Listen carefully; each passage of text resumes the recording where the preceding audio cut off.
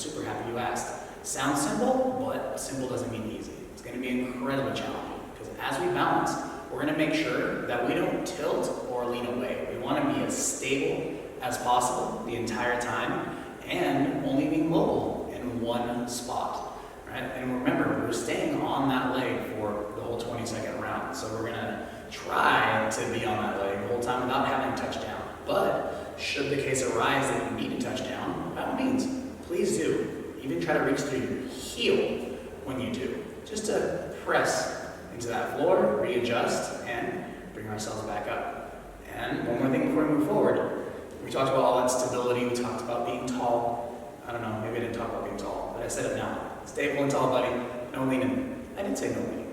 Anyway, moving forward, spread those toes, okay? I know it sounds tricky. Spread them out and don't rely on your toes. You can use them, but try to get your heels and your forefeet to press evenly before you go into your toes. Get those feet to bear most of the load before, I guess like your foot when you're bouncing, before the toes get in on the action. Right? Sound good? Sounds good.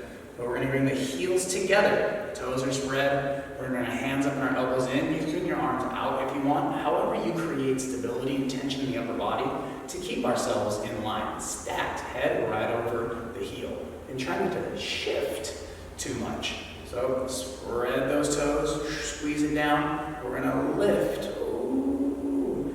And we're just going to hold. And we're going to feel where our weight goes. Whether your big toe tries to hold it, whether your heel is driving down, whether your hip is internally or your thigh is internally rotating with your hip, and if your toes are spread on the opposite foot.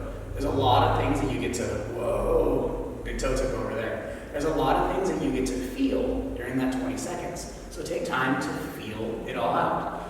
I know, it's going to be super fun, but there's going to be a lot going on, so just give it time and really listen to what your body's telling you.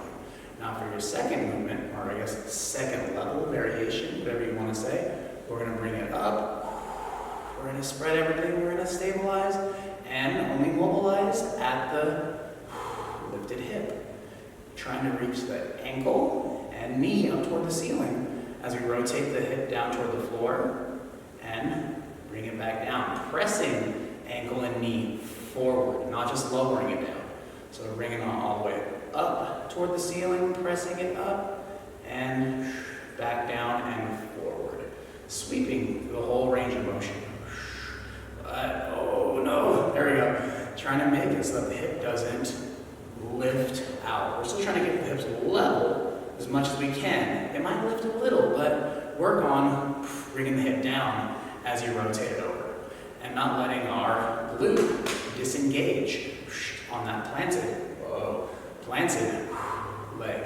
And now, last level, we have level 1, holding, level 2, adding just some rotation, and level 3, we're going to bring the leg back behind us. Act like you're pushing the sole of your foot into the back corner, and lifting that knee up and out, squeeze it down, drive the floor away, there we go, and then rotating that hip and leg over. Before we bring it back, pressing the heel and ankle forward, and then pressing, the sole of that foot back. See that body shifted? That's exactly what we're trying to work on. Avoiding and stabilizing. Oh yeah, you're definitely going to have a good time doing that one last. All right, everybody. I hope you're going to have half the amount of fun with this as we are. Take care, and we'll see you guys soon.